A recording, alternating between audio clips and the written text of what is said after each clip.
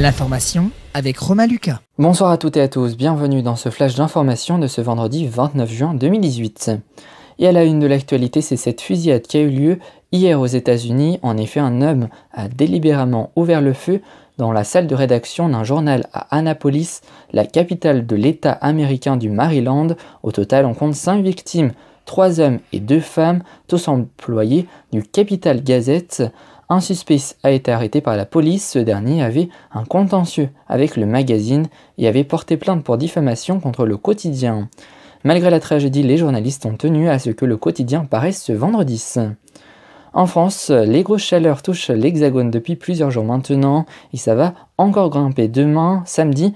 En effet, il est annoncé des températures maximales allant de 32 à 38 degrés, notamment dans le sud-ouest et le centre-est. D'ailleurs, Météo France a placé le Rhône en alerte orange canicule samedi.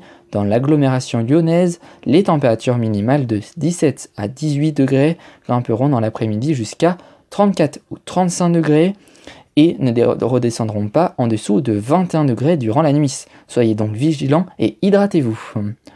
On continue avec le président de la République Emmanuel Macron qui a annoncé ce vendredi, à l'issue d'une rencontre à Bruxelles avec les autres pays européens, que la France n'ouvrirait pas ses centres fermés pour les migrants. Toutefois, il a déclaré, je cite, « Mais les pays de premières arrivées qui portent seuls la charge de ces dites arrivées auront un financement et une solidarité européenne grâce à cette solution s'ils le souhaitent. » Fin de citation.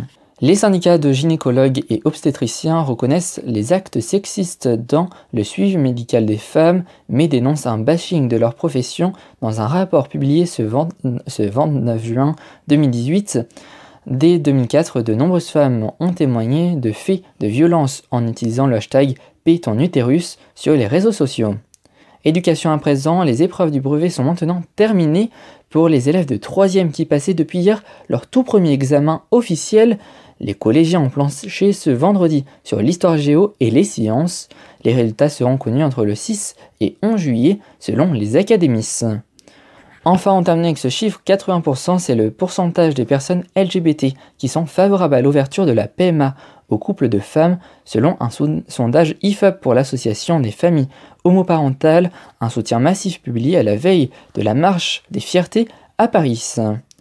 Voilà, c'est la fin de cette édition. Merci à vous toutes et à vous tous pour votre fidélité. Votre prochain rendez-vous, c'est demain à 19h pour ActuFoot spécial Coupe du Monde, où Léandre Patron reviendra notamment sur le match de 8e de finale de la France qui se tiendra demain contre l'Argentine. Quant à moi, je vous donne rendez-vous dimanche sur France Radio dès 11h40 pour le débrief du mois de juin, puis à 13h pour une édition spéciale consacrée à l'entrée au Panthéon de Simone et Antoine Veil. Passez une excellente soirée et à dimanche.